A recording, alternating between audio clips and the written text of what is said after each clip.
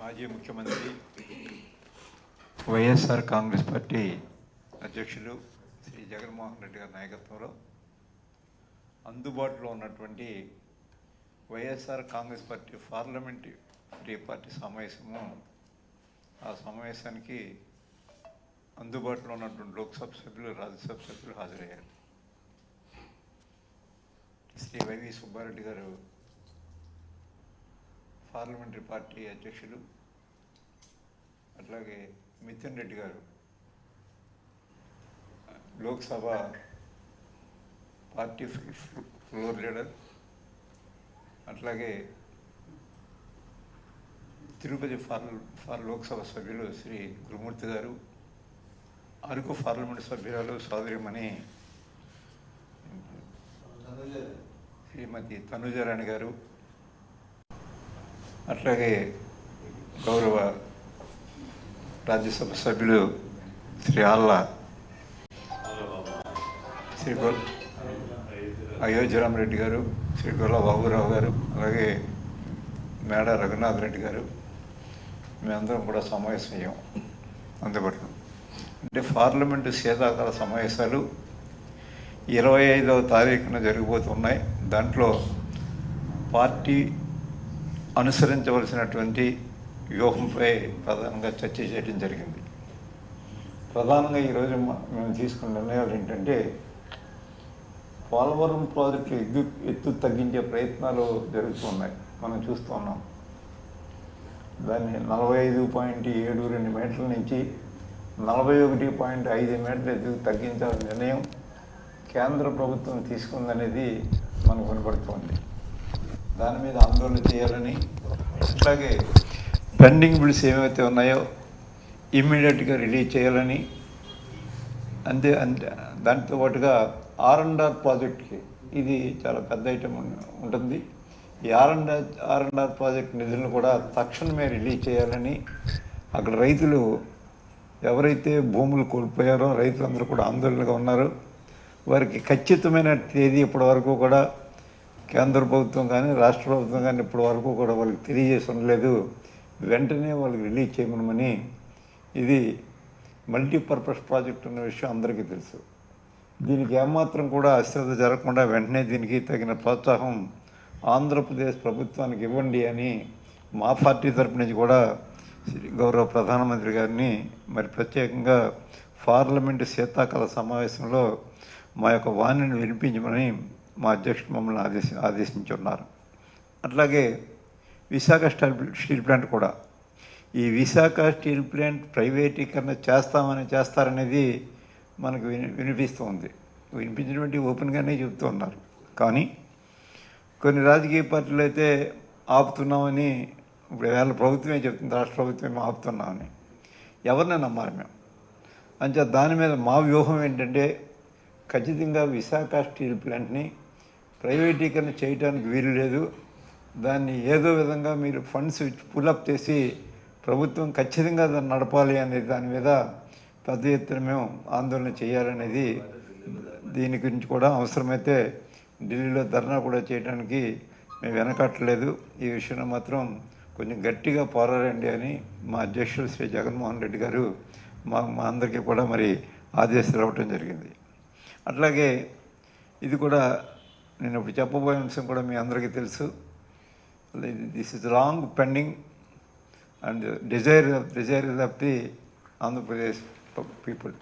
చాలా సుదీర్ఘ కాలం నుంచి మాకు పార్లమెంట్లో అవకాశం దొరికినటువంటి ప్రతి సందర్భంలోనూ కూడా రాష్ట్ర రీఆర్గనైజేషన్ చట్ట ప్రకారం ఆ రోజు ఇస్తానన్న స్పెషల్ స్టేటస్ కేటగిరీ ఇప్పటివరకు కూడా ఒక నిర్ణయం మాత్రం తీసుకోలేదు కేంద్ర ప్రభుత్వం. దాని మీద నిర్ణయం తీసుకోమని మరొకసారి ఒత్తిడి తేవడానికి మా వంతు ప్రయత్నం కూడా మరలా మమ్మల్ని చేయమని కూడా మరి ఆదేశం ఇవ్వడం జరిగింది. అదేవిధంగా ఈవేళ హాట్ టాపిక్ వక్ఫ్ బిల్. ఇప్పటికే వైఎస్ఆర్ కాంగ్రెస్ పార్టీ అధ్యక్షులు కానివ్వండి, లేదా లోక్సభలో మిథున్ రెడ్డి గారు కానివ్వండి, లేదా లోక్సభలో ఇతర గౌరవ మా పార్టీ సభ్యులు కానివ్వండి, వక్ఫ్ బిల్లు విషయంలో మాత్రం చాలా పట్టుదలగా ఇప్పటికే తమ వారిని వినిపించారు. వక్ఫ్ బిల్ని ఎట్టి పరిస్థితుల్లో కూడా మేము ఆమోదించే ప్రశ్నే లేదు, దాని మీద తీవ్రమైనటువంటి ఆందోళన చేయమని మా అధ్యక్షులు మా అందరికీ కూడా ఆదేశాలు జారీ చేశారు. వర్క్ బిల్ అనేది మంది ఒక విధంగా చెప్పాలంటే ఇది రాజ్యాంగ విరుద్ధం. ఒక మాటలో చెప్పాలంటే ఇది రాజ్యాంగ విరుద్ధం. మంది పార్లమెంట్లో మనకి ఇచ్చిన హామీ ఏంటి? వ్యక్తి స్వాతంత్ర్యం ఉండాలి, మత స్వేచ్ఛ ఉంది మనకి. ఇవన్నీ మనకి రాజ్యాంగం కల్పించినటువంటి ప్రాథమిక హక్కులు. ఈ ప్రాథమిక హక్కుల్ని భంగం కలిగించేటప్పుడు మరి చూస్తూ ఊరుకునే ప్రశ్నే లేదు. ప్రాథమిక హక్కులకు భంగం కలిగిస్తూ ఉన్నారు. ఇక్కడ సెక్యులర్ కంట్రీ మంది. ఈ సెక్యులర్ అనే మాట రాజ్యాంగంలో పొందుపరిచారు. దానికి అర్థం లేకుండా చేస్తే మరి ఖచ్చితంగా దాని మీద తీవ్రమైనటువంటి వ్యతిరేకత వ్యక్తం చేయండి. ఆ బిల్లు కానీ పార్లమెంట్లో ప్రవేశపెడితే ముస్లింల యొక్క హక్కులకు భంగం కలిగించే ఏ నిర్ణయం తీసుకున్నా మేము సపోర్ట్ చేసే ప్రశ్నే లేదు. దాని మీద మా వాణిని గట్టిగా వినిపించమని, అవసరమైతే పార్లమెంట్ని స్తంభింప చేయడానికి కూడా మీరు వెనకాడవద్దని మా అధ్యక్షులు మమ్మల్ని ఆదేశించారు. తప్పకుండా దాని మీద కూడా మేము పోరాడతామనే మాట కూడా ఈ సందర్భంగా మీ అందరికీ కూడా మనవి చేస్తున్నాను. ఇప్పటికే ఇక్కడ రాష్ట్ర ప్రభుత్వం అధికారంలోకి వచ్చి దాదాపు 5 నెలలు పూర్తవుతుంది. ఈ 5 నెలల్లో గతంలో ఎప్పుడు కూడా ఆంధ్రప్రదేశ్ రాష్ట్రంలో జరగని విధంగా విధ్వంసం జరుగుతుంది. అనేక హత్యలు జరుగుతూ ఉన్నాయి. మరి వైఎస్ఆర్ కాంగ్రెస్ పార్టీ కార్యకర్తలు కానీ నాయకులు కానీ ఇల్లీగల్ అరెస్ట్ జరుగుతుంది. ఇల్లీగల్ కస్టడీ కూడా తీసుకుంటూ ఉన్నారు చాలామందిని. మరి ఇవన్నిటి మీద కొంతమంది అయితే ఎబిఎస్ కార్పస్ పిటిషన్స్ కూడా హైకోర్టు కూడా వెళ్ళడం జరిగింది. ఇది కొంతమందిని అయితే కార్యకర్తల్ని కిడ్నాప్ చేసి చితకబాది మరలా విడిచిపెట్టడం కూడా జరుగుతుంది. ఇంత తీవ్రమైనటువంటి చర్య గతంలో ఎప్పుడూ జరగలేదు. నేనైతే దాదాపు 30 సంవత్సరాల నుంచి రాజకీయాల్లో ఉన్నా. ఈ 30 సంవత్సరాల్లో కూడా ఏనాడు కూడా ఇటువంటి సంగతులు ఎలక్షన్ 20 ఆ నెలల్లో ఎన్నికల గురించి పోరాడుకుంటాం. అయిన తర్వాత మళ్ళీ అయిపోయిన తర్వాత ఓడిపోయిన అధికార పార్టీకి మంచి విషయాల్లో తప్పకుండా ప్రోత్సహిస్తాం. మాకు నచ్చని విషయాలు ఉంటే మేము వ్యతిరేకిస్తూ ఉంటాం.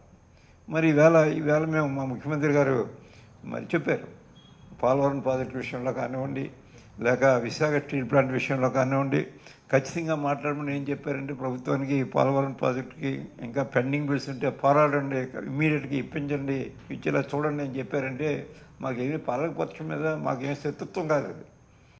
ఖచ్చితంగా మీరు కేవలం రాజకీయ కక్షలతో మరి ఈ విధమైనటువంటి కస్టోడియల్ డెత్స్ కానీ లేదా ఇల్లీగల్ కస్టడీ కానీ మరి ఏబిఎస్ కార్పస్ పిటిషన్ కూడా సమాధానం సరిగా చెప్పకుండా ఈ విధంగా దాటవేసే ప్రయత్నం ఉంటే ఏదో ఒకరోజు అదే మిమ్మల్ని కాటేస్తుంది. దయచేసి గమనించాలి. ప్రజలు ఏమీ అమాయకులు కాదు. ప్రజలు చూస్తూ ఊరుకోరు. ఎక్కడైనా చట్ట వ్యతిరేక కార్యక్రమం రెబల్ చేసినా ప్రజలు క్షమించే ప్రశ్న లేదు. అందుచేత ఇప్పటికైనా కొంచెం మీరు దాని మీద సముచితమైనటువంటి నిర్ణయం తీసుకొని ఈ అరెస్టులు మాత్రం తక్షణం ఆపి ఆ యొక్క ఏవైతే దాడులు చేస్తూ ఉన్నారో దాన్ని కూడా ఆపకపోతే మాత్రం ఇది ప్రజాస్వామ్య విరుద్ధం.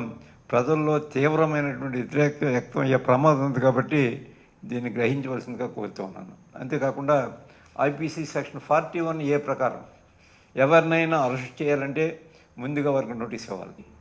వారికి నోటీస్ ఇచ్చిన తర్వాత వారి రిప్లై చూసిన తర్వాత వారి రిప్లై మాకు ఆమోదయోగ్యంగా లేదు అని పోలీసు అధికారులు భావిస్తే మేజిస్ట్రేట్ గారి దగ్గర అనుమతి తీసుకున్నప్పుడు అరెస్ట్ చేయాలి. అది 41A అది నిర్దేశిస్తుంది చట్టంలో. కానీ దాన్ని ఎక్కడా పాటించట్లేదు. ఆ సెక్షన్లో ఎక్కడా పాటించలేనప్పుడు మరి ఇంకెందుకు చట్టాలు ఉండి ఉపయోగం ఏంటి? మనమే ప్రభుత్వం ఎవరైతే అధికారంలో ఉన్నారో వారే చట్టాలను అమలు చేయలేకపోతే ఇంకెందుకు ఆ చట్టాలు? నిరుపయోగమైన చట్టాలను ఉపయోగం లేదు. అది ఖచ్చితంగా మాత్రం దీన్ని 41A కింద అరెస్ట్ చేసేటప్పుడు విధిగా వాళ్ళకి నోటీసులు ఇవ్వాలి. వారి సమాధానం తీసుకోవాలి. వారి సమాధానం ఇచ్చిన తర్వాత సమాధానం మేజిస్ట్రేట్ గారికి చూపించాలి. మేజిస్ట్రేట్ గారి యొక్క అనుమతి తీసుకోవాలి. అనుమతి తీసుకున్న తర్వాత మాత్రమే అరెస్ట్ చేయాలి తప్ప యథేచ్ఛగా పోలీసులు వ్యవహరిస్తే మరి దాన్ని చూస్తూ ఊరుకునే సమస్య లేదు. మరలా దాని మీద కూడా అవసరమైతే హైకోర్టుకో సుప్రీంకోర్టు వెళ్ళడానికి మనం ఏమీ వెనకాడొద్దు. దానికి కూడా మీరు తయారుగా ఉండండి అని దాని మీద కూడా చెప్పండి పార్లమెంట్లో అని మరి గౌరవ మా పార్టీ అధ్యక్షులు శ్రీ జగన్మోహన్ రెడ్డి గారు మా అందరికీ కూడా మరి ఆదేశాలు ఇవ్వడం జరిగింది. తప్పకుండా ఇవన్నిటి మీద ఇప్పుడు నేను చెప్పిన అన్ని ఇష్యూని కూడా రేపు పార్లమెంట్లో మేము ఎత్తబోతూ ఉన్నాం అనే విషయం ఈ సందర్భంగా మరి మీ అందరికీ మీ ద్వారా ఈ రాష్ట్ర ప్రజలందరికీ తెలియజేస్తూ మరి గౌరవ ప్రధానమంత్రి గారిని కూడా మేము కోరుతూ ఉన్నాం. ఈ ముస్లిం బిల్ని మాత్రం వెరీ పర్టికులర్ మా పార్టీ అయితే దీంట్లో మేము వెనకడుగు వేసే ప్రశ్నే లేదు. ఎంతమంది ఉన్నామన్నది కాదు, మా వాణిని కరెక్ట్గా వినిపించేమో లేదన్నది ప్రధానం. అది ప్రధానం తప్ప ఇది రాజ్యాంగ విరుద్ధమైనటువంటి మరి బిల్. ఇది మీరు కేంద్రంలో అధికారంలో ఉన్న నాయకులు కానీ మరి గౌరవ రాష్ట్రపతి గారు కానీ వారు కూడా చూసుకోవాలి. ఏదైతే మరి రాజ్యాంగ విరుద్ధమైనటువంటి చట్టాలను ప్రవేశపెడుతున్నారో ఆ చట్టాలని ప్రాథమిక హక్కుల భంగం కలిగించే కానివ్వండి, లేక ఇతరే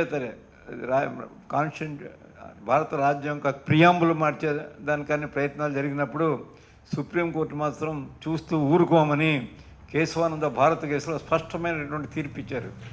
ఎవరైనా వచ్చి మా తలుపు తట్టినా తట్టకపోయినా మేము సుమోటివ్గా దాన్ని పరిశీలనలోకి తీసుకొని మా నిర్ణయం మేము తెలియజేస్తామని చెప్పున్నారు. మా పార్టీ నుంచి ఖచ్చితంగా ముస్లింలకి ప్రోత్సాహిస్తాం. అవసరమైతే ఈ చట్టం బలప్రయోగం ద్వారా వారు ఆమోదించినట్లయితే దాని మీద ముస్లిం వెనకాల మేము ఉంటాం. దీని మీద కోర్టులో పోరాడతాం. ఖచ్చితంగా ఇది గెలుస్తారు. దాంట్లో ఏ ముస్లింలు గెలుస్తారు అంటే మైనార్టీస్ కాబట్టి వాళ్ళ మీద మన ఇష్టం వచ్చినట్టు చేయటం. అల్పసంఖ్యాక వర్గాల మీద కొంచెం మనకి హ్యుమానిటీ ఉండాలి. అల్పసంఖ్యాక వర్గాల మీద కానీ దళితుల మీద కానీ మరి సమాజంలో ఎవరు వెనుకబడినారో ఎవరికైతే మరి వెనుకబడతనం ఉందో సామాజిక వెనుకబడతనం ఉన్న వారి మీద కానీ మనం కొంచెం వారికి మీద కొంచెం హ్యుమానిటీతో మాత్రం ఉండవలసిన అవసరం ఉంది. మరి ఇక్కడ రాజ్యాంగాన్ని పరిరక్షించవలసినటువంటి భారత ప్రభుత్వం, రాజ్యాంగాన్ని పరిరక్షించవలసినటువంటి ప్రధాన బాధ్యత ఉన్నటువంటి రాష్ట్రపతి గారిని కూడా మేము కోరుతూ ఉన్నాం. ఇది మరి రాజ్యాంగంలో దాని యొక్క ప్రియాంబుల్కి ఇది వ్యతిరేకమైనటువంటి చట్టం, పౌర హక్కులకు వ్యతిరేకమైనటువంటి చట్టం. దాన్ని దయచేసి డ్రాప్ చేయండి. దాన్ని పార్లమెంట్లో ప్రవేశపెట్టే ఛాన్స్ మాత్రం దయచేసి మీరు తీసుకోకండి. ఆ ధైర్యం చేస్తే మీరే నష్టపోతారని మరొకసారి మేము కేంద్ర ప్రభుత్వానికి మరి చాలా సూటిగా మాత్రం మేము చెప్తూ ఉన్నాం. హెచ్చరించాలనే మాట మేము మాట్లాడడం మేము చిన్నవాళ్ళం కాబట్టి దయచేసి మరొకసారి మేము సూచిస్తూ ఉన్నాం. మీరు ఈ రకమైనటువంటి చట్టాలను మాత్రం ఆమోదించడానికి ప్రయత్నం చేయకండి. చేస్తే మీరే నష్టపోతారు. దాంట్లో ఏ సందేహం లేదు.